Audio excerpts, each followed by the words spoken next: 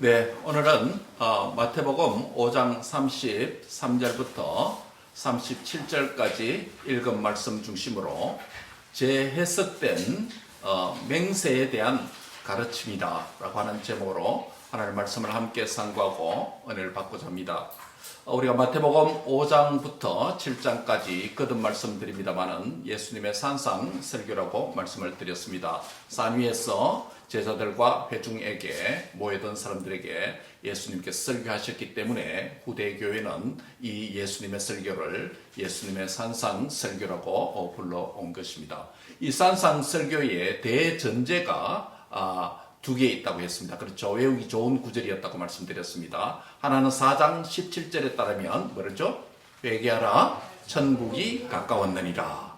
즉 회개해야 천국에 들어갈 수 있고 천국에 들어갈 천국의 백성은 이 땅에서 자신의 죄를 회개해야 된다라는 말씀이겠죠. 그래서 예수님께서 설교하시기 전에 회개하라 천국이 가까웠느니라.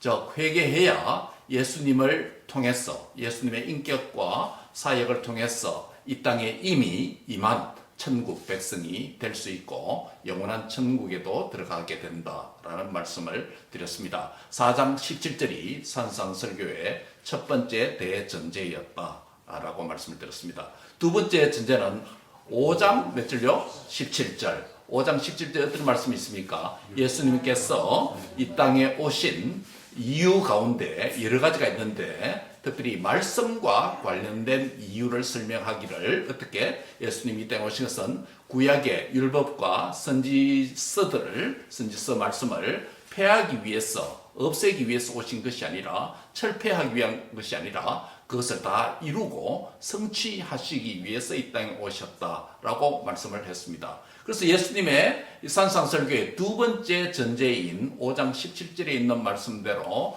율법과 선지서를 구약 말씀을 성취하러 오셨다라는 이런 맥락 안에서 예수님은 구약의 율법을 한 구절 한 구절을 설교하시면서 모세를 통해서 시내산에서 언약을 맺으실 때 십계명을 받은 이스라엘 백성들에게는 이런 의미로 말씀하셨으나 예수님이 재해석하시고 갱신하심으로 신약 백성들인 저와 여러분에게는 이런 의미로 믿고 듣고 순종해야 된다는 말씀으로 이 산상설교를 하고 있다는 것을 말씀을 드렸습니다.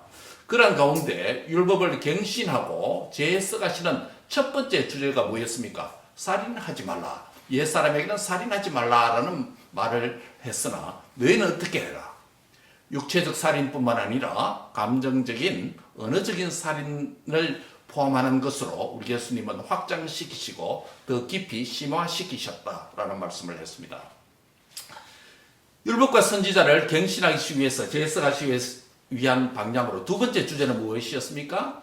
간음하지 말라라는 것을 옛사람들은 그렇게 들었으나 나는 너에게 이렇게 말씀하신다고 말하면서 육체적인 피지컬한 간음뿐만 아니라 마음의 간음도 죄다라고 내면적인 부분까지 터치하셨습니다. 우리는 그런 방식으로 믿고 듣고 순종해야 된다는 것이죠.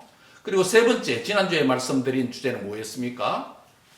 결혼과 이혼과 재혼에 대한 말씀이었습니다. 즉 음행한 연고 없이 배우자를 버리면 이중적인 간음을 범할 수 있다라는 것을 말씀했습니다. 요약을 하면 이것입니다. 첫 번째 주제인 이 살인에 대한 금지 명령은 생명의 주인 되신 하나님을 경시하는 생명 박탈의 죄다라고 요약을 할 수 있습니다.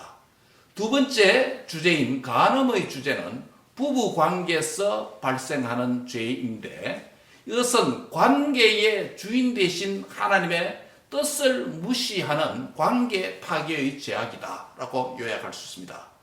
그리고 세 번째 주제인 결혼, 이혼, 재혼에 대한 주제 역시 부부의 관계 안에서 발생하는 죄인데 이것은 가정과 결혼의 주인 되신 하나님의 계획을 무시하는 것이다 라고 말씀드렸습니다. 결혼이라는 것은 지난주에도 말씀드렸지 바로 leaving your parents, 부모님을 떠난다. 두 번째는요, cleaving your spouse, your 배우자에게 결합한다. 세 번째는 무엇입니까? And living together, 부부가 한 남자 한 여자 함께 완바디로서 피지컬한 완바디뿐만 아니라 이모셔널 한 완바디뿐만 아니라 주님과 그리스도와 교회의 관계처럼 영적인 한 바디로 살아가는 것이 결혼이 주님께서 창세기에서부터 제정하신 말씀이다. 주님의 뜻이다. 결혼과 가정의 주인이 하나님의 계획 안에 있다라는 말씀을 드렸습니다. 이 세 가지 주제는 모두가 사람과 관계된 대인 관계에 대한 죄악들이라고 말할 수 있습니다. 이 모든 세 가지 죄악들은 하나님의 주인 되심을 거부하고 인간 자신이 주인이 되고자 하는 이 교만의 죄이고 또 이웃을 파괴하는 것이기 때문에 이웃 사랑이 아닌 결국 자기 사랑의 죄악들이다 라고 이 세 가지 죄악을 그렇게 요약할 수가 있습니다. 이제 오늘 우리가 읽은 33절부터 37절까지 이어진 말씀은 거짓 맹세하지 말라라는 네 번째 주제가 이어지고 있습니다. 그 네 번째 주제는 맹세에 대한 것입니다. 역시 이 맹세에 대한 우리 예수님의 말씀은 역시 5장 17절에 이 산상설교의 대전제 곧 율법과 선지자를 폐하러 온 것이 아니라 성취하러 오셨다라고 하는 이런 관점으로 갱신하고 재해석된 의미를 우리가 바로 이해해야 이 율법을 순종할 수 있다고 말하는 것입니다. 맹세에 대한 것은 다른 사람과의 관계에 대한 것이라기보다 어떤 사실에 대한 자기 자신의 입술에서 나오는 언어 행위와 관련된 것이라고 볼 수 있습니다. 특히 자기가 말하는 이 언어 생활과 관련된 행위입니다. 헛맹세라고 우리 한국말로 번역해 놨습니다만 거짓 맹세입니다. 예, swear falsely 영어성에 그렇게 되어 있죠. 헛맹세, 거짓맹세. 결국 거짓맹세 하지 말라는 것입니다.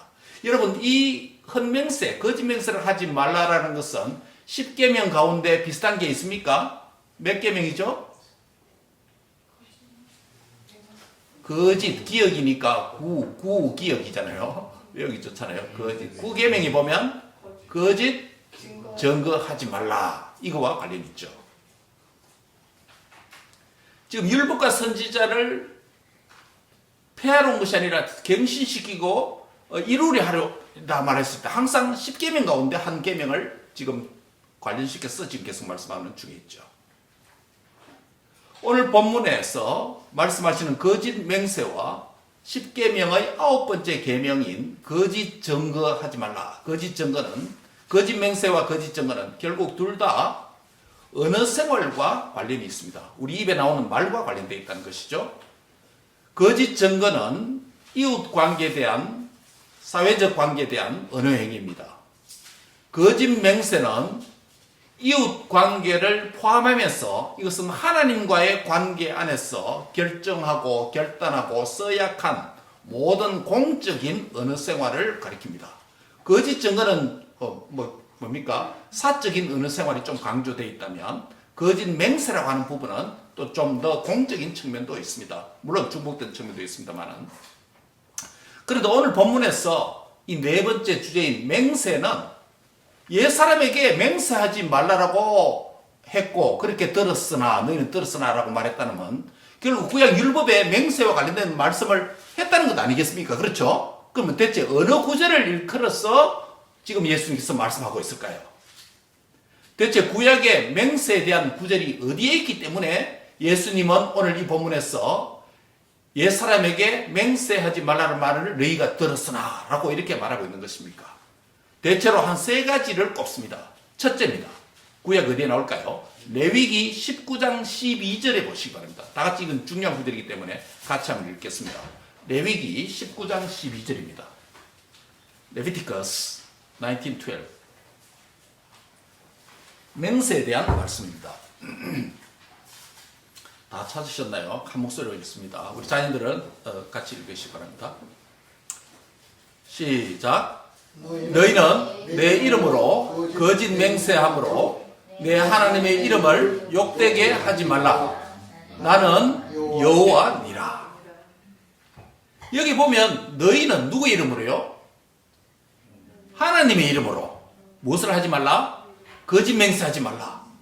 하나님 이름으로 거짓 맹세하면 어떤 결과가 납니까? 하나님의 이름을 욕되게 하는 죄악을 범한다 라고 말씀하시면서 나는 여호와다. 이 말은 사람의 말이 아니라 하나님의 말씀이다. 정말 이 죄를 범하면 중대한 범죄자가 된다 라고 그 말씀을 강조하는 것입니다. 이 말씀을 우선 기억하시기 바랍니다. 두 번째입니다. 두 번째 맹세에 관련된 말씀이 구약에 또 어디 있을까요? 민수기 30장 2절입니다. 민수기 30장 2절에는 서원에 관한 말씀이 나옵니다. 레위기 19장 12절은 뭐에 관했다고요?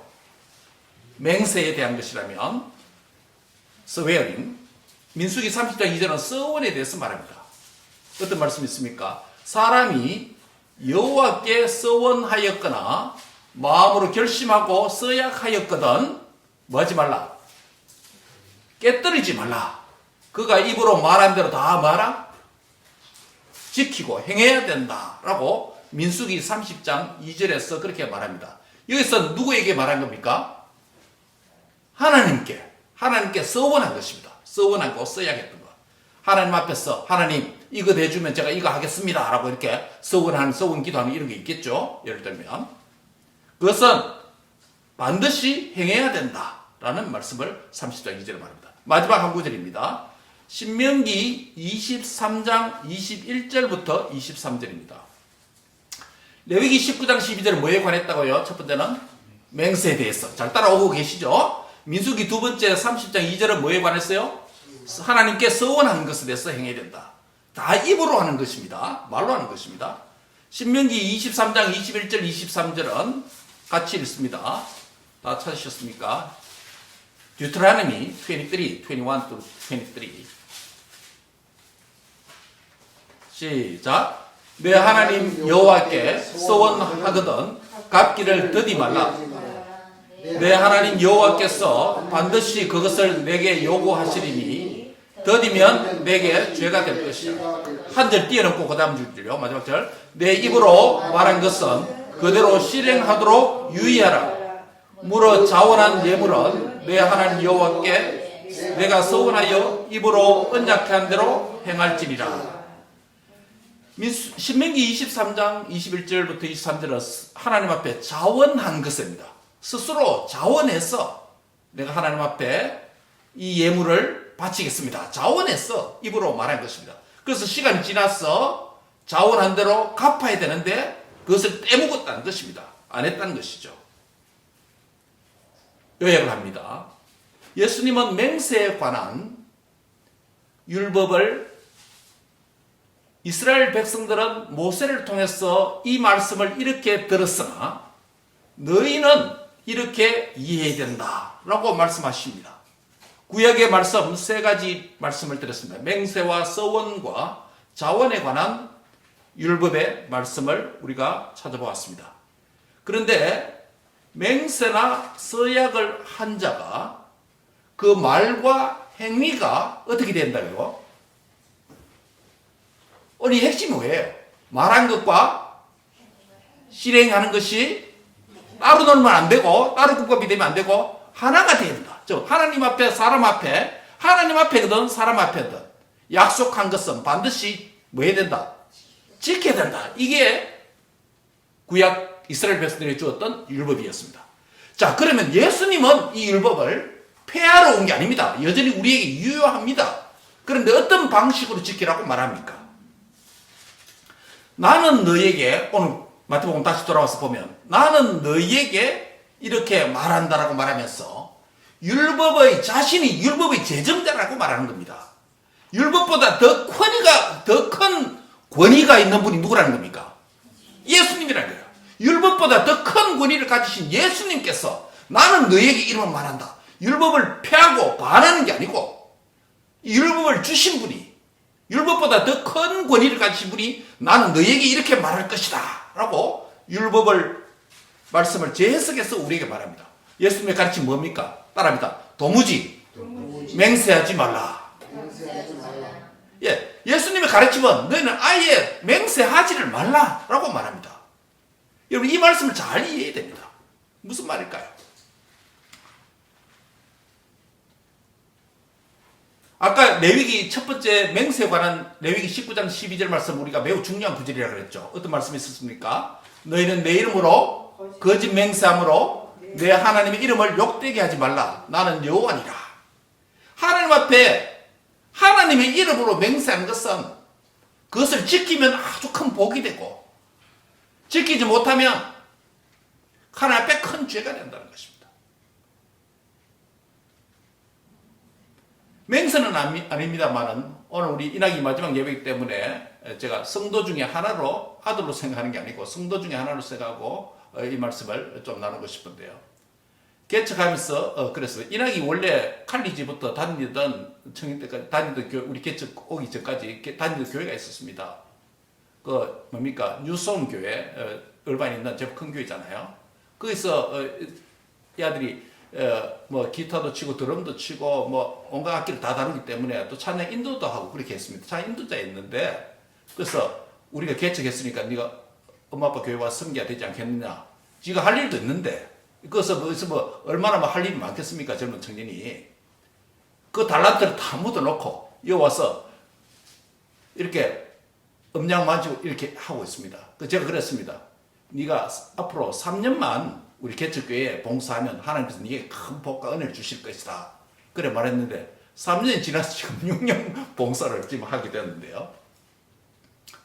그래서 뭐 그 결과인지 모르겠지만은 그 인생에 하나님께서 은혜를 주셔서 뭐 형통하도록 이렇게 인도해 주셔서 뭐 감사합니다. 뭐 하나님 은혜인 줄 믿습니다. 예, 하나님 은혜인 줄 믿습니다. 예, 개척교회 작은 교회를 충성되게 섬기고 봉사하는 것 하나님께도 영광이 되지만 그의 인생에 있어서 큰 복이 됩니다. 그 복이 됩니다. 저도 전도사 때 큰 교회들 많이 있었지만 고신대학교의 개척교회 우리 교수님 개척한 교회 제가 4년인가 6년인가 아마 그 전도사를 봉사한 적이 있습니다. 사람이 귀하지 않습니까? 일꾼이 아쉽지 않습니까? 교인 한 사람이 오는지 안 오는지 문 밖에서 기다리면서 오늘 올까 안 올까 간절히 기다리는 게 개척교회 목사의 마음입니다. 그렇죠? 한 명 안 오면 오늘 이 사람 어디 갔을까? 한 명 더 오면 얼마나 기쁜지 또 모릅니다. 그게 한 영혼에 대한 갈급한 마음입니다. 사랑하는 성도 여러분, 우리가 많은 숫자로 시작하지 못했지만 여전히 작은 무리의 모임으로 우리가 예배를 드리고 있지만 우리 주님의 눈에는 크고 작은 교회를 보는 것이 아니라 주님 자신을 섬기는 진실되고 충성된 한 영혼이 주님 앞에 있는가 없는가, 내 자신이 그런 종인가 아닌가, 그러한 성도인가 아닌가, 주님의 관점은 거기 있다는 것을 여러분께서 주목할 수 있기를 바랍니다. 이 섬김이 얼마나 하나님 앞에 영광이 될 뿐만 아니라 우리 자신의 생애에서도 큰 복과 은혜가 된다는 것 꼭 기억할 수 있기를 바랍니다. 물론 아쉽습니다. 일하기 이제 가면 담임 목사 입장에서는 교인 한 사람이 없어지는 거 아닙니까? 10분의 1이 없어지는 거 아닙니까? 12분의 1이 없어지는 거 아닙니까? 예. 그러나 하나님께서 한 사람이 가면 또 하나님께서 채워주실 줄 믿습니다. 예, 믿습니다.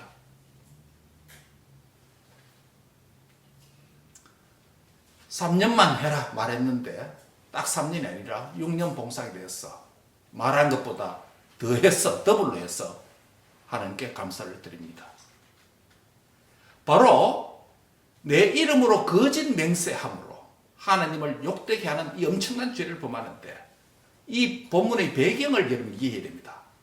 이 말씀을 예수님께서 하실 당시에 유대인들이 레위기 19장 12절에 있는 이 말씀을 굉장히 진지하게 생각할 것 같습니다. 바리새인들조차도. 그래서 그들은 맹세한 것을 지키지 못하는 것을 삶 가운데서 많이 경험했을 뿐만 아니라 맹세한 것을 실제로 행하지 못했을 때는 하나님의 이름으로 맹세한 것 행하지 못했을 때는 하나님 앞에 엄청난 죄라는 것 다들 두려워했던 것 같아요. 그래서 나중에는 그것이 반복되다 보니까 이제 하나님의 이름으로 무엇을 맹세하는 것 자체가 어떻게 될까요? 굉장히 두렵게 되고 주저하게 되는 거예요. 왜냐하면 그것이 하나님 앞에 엄청난 죄라는 걸 알고 있기 때문에. 그래서 이제 하나님의 이름으로 맹세하지 않고 도피처를 말이랍니다. 다른 것으로 고백하면 뭐라고요? 첫째는 뭡니까? 하늘로 맹세합니다. 그 다음 구절 나오죠. 하늘로 맹세합니다. 야, 하늘로 내가 이를 맹세할 것이다. 하늘이 늘 저 있잖아. 변함 없는 하늘이 저 있잖아. 저 하늘이 떨어지지 않는 이상 내가 이 맹세를 지킬 것이다. 이렇게 맹세를 하게 된 거예요. 또는 어떻게 맹세합니까? 무엇을 가지고? 땅으로도, 이번에 땅으로 하는 거예요. 땅도 불변하고 늘 있는 거니까 이 땅처럼 나의 맹세는 실행할 것이다 라고 땅으로도 맹세합니다. 그 다음에 또 어떤 사람은 도시의 이름 예루살렘으로도 맹세를 하게 되었습니다. 그런데 예수님이 이렇게 말합니다. 하늘이 하늘 그 자체로 있는 것이 아니라 하늘이 뭐다? 하나님의 보좌라는 걸 말합니다. 땅은 그냥 객관적인 땅이 아니라 뭐라고요? 하나님의 발등상이다. 하나님과 관련이 있다는 겁니다. 예루살렘 다수한 시티가 도시가 아니라, 도성이 아니라 누구의? 큰 임금 하나님의 도성이다 라고 말을 하는 거예요. 유대인들은 하나님의 이름으로만 맹세하지 않으면 그 맹세를 안 지켜도 양심의 가책도 덜 받고 죄가 아니다라는 위안도 없고 그렇게 생각한 것 같아요, 당시에. 그러나 예수님이 이렇게 말합니다. 하늘은 하나님의 보좌고 땅은 하나님의 발등상이고 예루살렘은 큰 임금 하나님의 도성이다. 어떤 것으로도 맹세하든지 그 자체는 누구 앞에서 하는 것이다? 하나님 앞에서 하는 것이 된다. 하늘, 땅, 예루살렘 이 자체는 하나님과 무관한 것 같이 보이지만은 하나님 자신과 동일시되는 사물이고 장소라는 것이에요. 무엇으로 맹세하든지 결국 그 맹세는 하나님 이름을 사용 안 한다 할지라도 그 죄를 안 지으려고 다른 이름으로 맹세한다 할지라도 결국은 하나님 앞에서 하는 맹세가 된다라고 예수님은 그렇게 해석하고 있습니다. 심지어 맹세하는 자신의 머리를 두고 내 목을 걸고 맹세한다. 내 주먹을 걸고 맹세한다. 이런 표현을 하잖아요. 그렇죠? 그렇게 맹세한다 할지라도 우리 머리의 한 털은 머리털 하나도 우리가 어떻게 할 수 없다. 이 머리털 하나도 하나님께서 다 세신 바 되었기 때문에 머리털로 맹세한다 할지라도 내 육체의 한 부분을 맹세한다 할지라도 이것조차도 누구의 것이다? 하나님의 컨트롤 안에 있는 것이다 라고 말하므로 어떤 하나님과 무관한 것 같은 것을 가지고도 맹세한다 할지라도 모든 것이 결국은 누구 앞에서 맹세하는 것이 된다? 하나님 앞에서 맹세하는 것이 된다. 그래서 그 맹세를 안 지키면 죄가 안 되는 것이 아니라 하나님 이름을 사용하지 않았다고 해서 죄가 안 되는 것이 아니라 어떤 것으로 맹세한다 할지라도 그 맹세를 지키지 못하면 하나님 앞에서 맹세한 것이기 때문에 결국 그가 뭐가 된다? 죄가 된다. 같은 의미라는 것입니다. 그래서 예수님은 결국 맹세나 서약을 그러면 하지 말라는 것입니까? 문자적으로. 우리가 맹세 필요 없습니까? 서약 필요 없습니까? 오늘날 재판 신약 백성들이 현대인의 법정에 가면 뭐합니까? 맹세, 서약을 합니다. I'm guilty, not guilty. 법정에서 정의로 나왔으면 난 정직하게 보고 들은 바대로 고백하겠습니다. 말하겠습니다. 그렇지 않으면 내가 죄 짓는 것을 인정합니다. 라고 맹세합니다. 교회에서도 맹세합니다. 결혼할 때 성경책에 손을 얹고 주례자 목사님과 함께 끊고 뭐합니까? 혼인 서약을 합니다. 여러분 세례 받을 때 세례 서약을 합니다. 그렇죠? 신구약 66권의 말씀이 하나님의 정확무한 말씀인 줄 믿습니까? 예수 그리스도께서 당신의 죄를 위해 죽으시고 3일 만에 부활하신 것 당신의 주로 영접합니까? 실제로 세례 서약합니다. 교회 직분을 받을 때도 직분 서약이 있습니다. 당신은 장로와 목사와 장로와 집사의 권사의 이 직분을 받아들여서 주의 몸된 교회 화평을 도모하고 충성을 할 것입니까? 서약 다 합니다. 예수님의 이 말씀은 도무지 맹세하지 말라라고 문자적으로 말해놨지만 이 말씀 무슨 뜻이냐면 현대 그리스도를 믿는 신약 성도들이 맹세나 서약 자체가 불필요하다는 이야기가 아니에요. 맹세와 서약을 했다면 뭐하라? 지켜야 된다는 강조를 하기 위한 것이에요. 그래서 펑크내는 그런 맹세나 서약할 바에야 아예 맹세 안 하는 것이 더 낫다. 그런 의미로 필요 없다는 것이에요. 그래서 하려면 뭐 하라? 예스면 맞으면 예스, 아니면 노. 이렇게 클리어하게 대답해라. 거창하게 누구의 이름을 들고 누구의 목을 걸고 아버지의 목을 걸고 자신의 목을 걸고 내 인생을 전당 잡아서 거창하게 맹세해서 남 앞에 자신의 권위도 세우고 자신의 욕심도 채우고 그 상황이 벗어나면 안 지켜도 된다라는 몸이 빠져나가려고 하는 그런 방식으로 형식적으로 맹세 서약할 바에야 하지 마라. 예수님 말씀 그 이야기예요. 그래서 아니면 아니라 하고 맞으면 맞다라고 예스면 예스, 예스를 노라고 말하지 말고 노를 예스라고 말하지 말라. 옳은 것은 옳다고 아니라는 것은 아니라 하라. 그런 말씀이에요. 여기서 옳다 아니다 말은 그 대답을 대충 하지 말라는, 대충 하라는 말도 아닙니다. 매우 진지하게 진실하게 말하는 것입니다. 정말 옳으면 옳다 예스라고 하고 정말 아니면 아니다 노라고 그렇게 말하라고 두 번씩 반복해서 예스 예스 노 노라고 강조를 하고 있는 것입니다. 만약 그것을 벗어나면 결국 뭐가 된다? 예, 죄악으로부터 쫓아나는 것이다. 즉 맞는 것을 노라고 하고 예스를 노라고 거짓말 한다든지 이렇게 하면 결국 그것은 악으로부터, 이 악을 밑에 여러분 각주에 보면 뭐라고 했습니까? 악한 것, evil one. 결국 거짓의 영인 마귀로부터 쫓아나는 것이다. 또는 죄악으로부터 나는 것이다. 라고 하는 두 가지 해석이 다 가능합니다. 이런 거짓말 하는 것이 그만큼 심각하다는 것입니다. 말씀 요약합니다. 오늘 예수님의 맹세에 대한 서약에 대한 말씀은 아예 불필요하다는 것이 아니라 그분께서 신약 백성인 저와 여러분을 위해서 재해석해 주신 바는 맹세 서약 자체가 문제가 있는 것이 아니라 그것을 뭐한다? 오용한다든지 온갖 이름을 갖다 붙여서 남발하고 남용한다든지 이것이 문제라는 거예요. 맹세를 오용하는 것이 무엇입니까? 하나님의 이름 대신에 다른 것을 사용하면 괜찮다. 그것은 어겨도 된다. 그렇게 말하면 언약 어겨도 된다. 회피할 수 있는 길을 마련하는 바로 그런 오용을 금지하는 겁니다.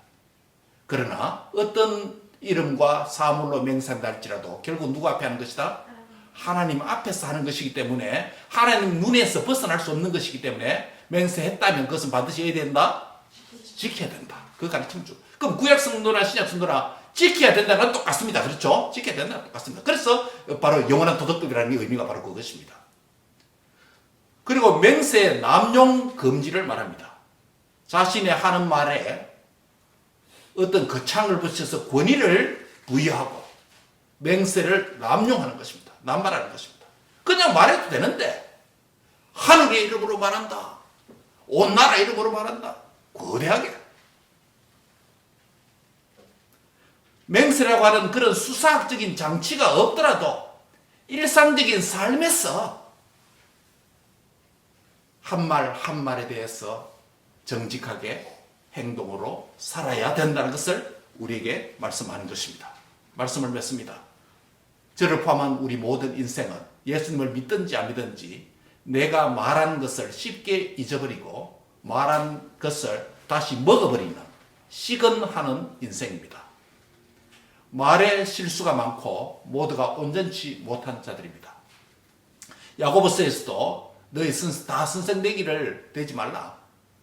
말에 실수가 없는 자가 없다라고 경고를 한 적이 있습니다. 입으로 한 말을 무의식 중에 잊어버리고 내뱉은 말을 의도적으로 망각하기를 좋아하는 것이 연약한 인생입니다.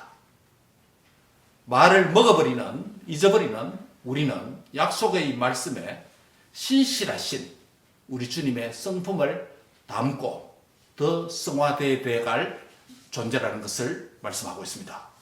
성화는, 주님을 닮는 생활은 한 부분이 아니라 삶의 다양한 영역에서 성화가 필요합니다. 오늘 그리스도인은 어떤 부분에 성화하라고 말씀하는 것입니까? 우리의 언어 생활, 말에 대한 부분을 가르치고 있습니다. 말에 대한 진정성과 진실함을 담아서 말하는 연습과 훈련이 필요합니다. 즉 말할 때는 생각하는 것이 좀 필요합니다. 그래서 야고보서 제임스 1:19에 보면 이런 말씀입니다. 말하기는 뭐하고? 더디하고. 더디하라는 것은 말을 하지 마라 말이 아니고 천천히 하라 말은 뭐하라? 생각하라는 것이에요. 내가 이 말을 할 때 생각하면서 하는 거예요. 듣기는 뭐하라? 속히 하라. 말은 더디하고 듣는 것은 속히 하라. 들었다면 순종하라. 받아들여라. 그런 것이죠. 어떤 사람은 말하기를 좋아합니다. 어떤 사람은 듣는 것을 좋아합니다. 개인의 성향이 다릅니다. 어떤 사람은 말하기를 아주 좋아하는 분들이 있고, 뭐 좋은 말이든 나쁜 말이든, 어떤 사람은 내가 말하기보다는 어떤 그 남의 말을 듣는 것을 청취하는 것을 좋아하는 분들도 있습니다. 그건 개인의 다른 성향입니다. 그 자체가 문제가 있는 죄가 되는 것은 아닙니다. 중요한 것은 잘못 말한 것, 실수한 말, 말과 행위에서 불일치하고 신실함과 정직함을 상실했을 때 어떻게 대처해야 되는가? 이것이 문제입니다. 우리가 입을 가졌기 때문에 말을 안 할 수가 없습니다. 말을 했다면 지켜야 되는 것이 하나님 뜻이고 정직한 일이고 신실한 일이지만은 우리가 기억과 행함에 있어서 부족한 부분이 많기 때문에 잊어버리고 반틈 행하는 것도 있고 아예 안 하는 것도 있고 행하는 것도 있고 다양하게 있을 수 있습니다. 이런 잘못이 발생했을 때 우리가 어떻게 해야 됩니까? 이런 잘못이 우리에게서 없을 수는 없는데 이런 양을 조금씩 줄여가는 훈련을 해야 합니다. 그것이 주님을 점점 닮아간다는 의미고 점점 성화되어 간다는 의미입니다. 실수하고 잘못을 하나님께서 성령께서 지적해 주시면 또 고치는 과정을 통해서 삶의 다양한 영역들로 점점점 성화되어 갈 수 있는 것입니다. 실수하고 잘못하는 것보다 회개하지 않고 바꾸지 않는 것이 더 큰 잘못입니다. 그래서 오늘 산상설교의 대전제 두 가지 말씀드렸죠. 하나는 뭐라고요? 회개하라 천국이 가까웠느니라. 4장 17절에 있는 말씀이 여기서도 적용됩니다. 언어의 영역에서 진실되지 못하고 행함이 결여되어 있다면 회개하라 천국이 가까웠느니라고 하는 4장 17절의 산상설교의 대전제인 이 말씀을 깊이 받아들여야 됩니다.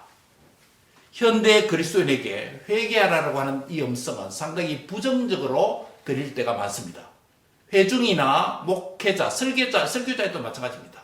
왜냐하면 설교자들도 회개하라 이런 말을 하기가 참 부담됩니다. 교인들 입장에서도 오늘 좀 재밌는 이야기, 좀 코믹한 이야기, 코미디 같은 예화, 좀 축복, 복에 대해서 말해주면 얼마나 좋을까? 다 이런 생각 갖는 게 인지상정입니다. 그것을 지나치게 생각하더니 목사도 회개하는 것을 잊어버리고 복 잘못되어 가는데도 복 이야기하고 죄를 지적하지 않고 그건 잘못이죠. 그래서 회개하라는 이 메시지가 상당히 부정적으로 받아들일 가능성이 많습니다. 그러나 사실 회개하는 행위는 누가 해야 되는 자입니까? 천국을 소유한 자가 해야 됩니다. 왜냐하면 회개하라 천국이 가까웠느니라. 한번 따라합니다. 회개하라 천국이 가까웠느니라. 천국에 들어갈 자들은 계속 끊임없이 회개하고 주님을 닮아가야 되고 또 회개함을 통해서 천국에 들어가는 자가 되는 것입니다. 천국 백성은 회개와 떨어질 수가 없다는 것입니다. 회개를 통해서 천국 백성이 될 수 있고 회개하는 삶을 통해서 천국 사람으로 성화되어 간다는 말씀입니다. 우리의 말에 있어서 언어 생활에 있어서 진실과 정직을 회복하는 은혜가 있기를 바랍니다. 하나님은 진리의 하나님입니다. 하나님은 거짓이 1도 없는 분입니다. 그분의 말씀을 읽고 듣고 순종함을 통해서 그분처럼 말하는 것을 배우고 그분처럼 행하는 것을 닮아가는 은혜가 있기를 바랍니다. 주님처럼 말하고 주님처럼 행하는 그것이 말과 행실에 있어서 주님을 닮는 모습이라고 말할 수 있습니다. 이것이 바로 천국을 소유한 자의 삶이고 윤리이고 제자도라고 말할 수 있습니다. 이것은 하나님의 의를 이루는 한 첩경이 되는 것입니다. 말씀을 냈습니다. 우리의 입술로 하나님 앞에서 말하는 것은 지키려고 애를 쓰고 정직하고 신실한 삶을 사적으로 공적으로 실천하는 복된 성도들 다 되시기를 바랍니다. 우리의 인생 속에서 여러 서약과 맹세가 많습니다. 나는 이 서약과 맹세에 합당한 삶을 현재 살고 있는지 자신을 한번 점검하는 시간이 되길 바랍니다. 만약 그렇지 못했다면 회개함으로 더욱더 진실되고 정직한 삶을 주님을 닮는 성화의 과정에 더욱더 속도가 빨라지는 그런 은혜가 있기를 바랍니다. 기도하겠습니다. 하나님 감사합니다. 주님을 알지 못하고 성경을 알지 못할 때는 거짓말장이 아비인 마귀의 종로를 타면서 온갖 괴율과 거짓에 사로잡혀서 살았고 그에 대해서 양심의 가책도 없이 살았습니다. 그러나 예수님을 진리의 하나님이신 예수님을 믿음으로 진리의 나은 백성이 된 주님의 백성들이 된 우리들은 진리 대신 주님을 닮고 진리 대신 주님의 음성을 듣고 순종하는 백성으로 천국 백성으로 불러주신 것 감사합니다. 사랑하는 주님, 천국 백성임에도 불구하고 우리의 말과 언어에 있어서 진실함과 행함이 결여되어 있다면 주님 앞에 회개함으로 언어 생활에 있어서 삶과 은행 일치의 성화가 일어나도록 주여 축복해 주시옵소서. 우리 삶에서 거짓과 공적인 거짓, 사적인 거짓, 모든 괴율들을 청산하고 회개함으로 정직하고 신실한 주님처럼 닮아가는 삶이 되도록 역사해 주옵소서. 누구든지 말하려거든 주님처럼 말하고 누구든지 행하려면 주님처럼 행하라고 하는 이 말씀에 순종하는 저희가 되어서 더욱더 우리 안에서 하나님 나라가 충만하게 임하는 역사가 있도록 축복해 주옵소서. 감사하고 진리와 정직의 영이 되시고 또 진리의 주가 되시는 우리 주 예수님의 이름으로 감사하며 기도하옵나이다. 아멘.